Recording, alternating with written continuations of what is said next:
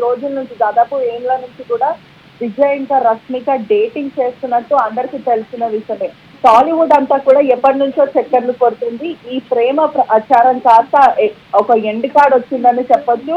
ఇద్దరు పెళ్లి చేసుకోబోతున్నారు. కానీ ఎక్కడ కూడా ఈ జంట ఎప్పుడు చెప్పలేదు మేము రిలేషన్‌షిప్‌లో ఉన్నట్టు. కానీ ఫ్రెండ్స్ కన్నా బియాండ్ ఉన్నామంటూ చెప్పుకుంటూ వచ్చారు. కానీ కొద్దిమంది సన్నిహితులతో మాత్రం ఈ వేడుక చేసుకున్నారు. ఎంగేజ్‌మెంట్ కూడా చాలా క్లోజ్ పీపుల్‌తో పర్సనల్‌గా చేసుకున్నారు.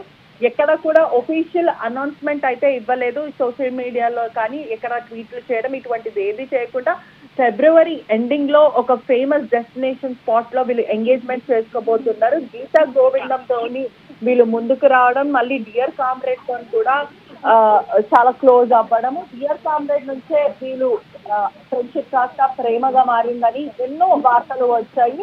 మరోవైపు టెంపుల్స్‌కి గానీ, లేకపోతే కొన్ని ఫేమస్ డెస్టినేషన్ స్పాట్స్‌కి కానీ వీళ్ళు తరచూ వెళ్ళడము, ఒకటే క్లోథింగ్‌లో కనిపించడము, ఈ చక్కర్లు కాస్త బలంగా మారాయి.